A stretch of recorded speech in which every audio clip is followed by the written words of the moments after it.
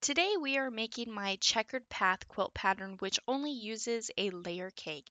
Then for the fabrics I am using Gail Lorraine from Art Gallery Fabrics, which I will have a link down below in the description for you to purchase from a quilt store that I trust and also personally shop at.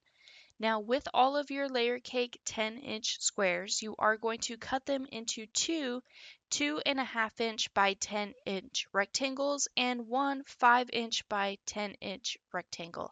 And that's it. You'll just repeat these same steps to every single layer cake 10-inch square.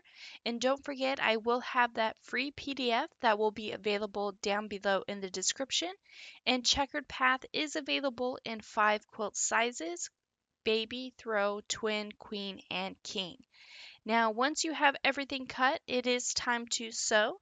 So go ahead and grab two different prints from the 2.5-inch by 10-inch rectangles and sew them together with a 1/4 inch seam allowance.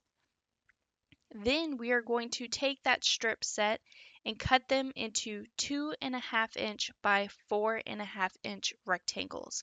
Now you will yield 4 rectangles per strip set. Then you're going to rotate every other strip to create a checkerboard pattern, and then you're going to sew it all back together. And you're just going to repeat these same steps to all of your 2.5-inch by 10-inch rectangles.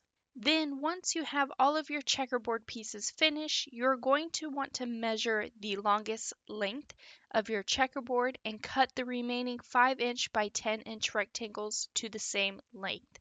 Now that should measure 8.5 inches long, but it's always good to check your own measurements just to be sure, because your 1/4 inch seam allowance may differ from mine. But all you're going to do is cut them to the same length, which should be a 5.5-inch by 8.5-inch rectangle. Then last but not least, we are going to sew the 5-inch by 8.5-inch rectangles to the right side of the checkerboard with a 1/4 inch seam allowance. And that's it. We are done with the block. So all you'll have to do is repeat these same steps however many times until you've made enough for the quilt size that you are making. Then, once all of your blocks are finished, it is time to lay your quilt out.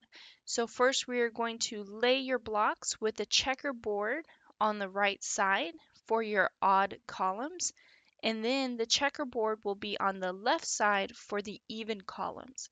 And as always, sew your blocks together to form rows, and then lastly, sew your rows together to complete the quilt top. And here is what my quilt top looks like all finished.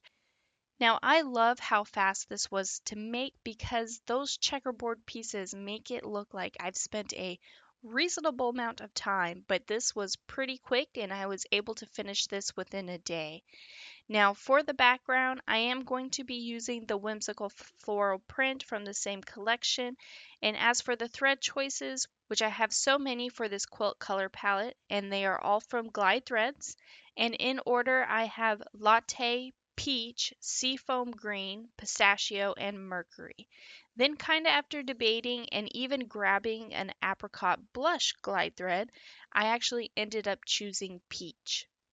And here is my checkerboard quilt all quilted out. I do hope you have enjoyed today's tutorial. If you could please take a moment to hit that like and subscribe button, hit that notification bell so you can be notified for your next amazing quilt project.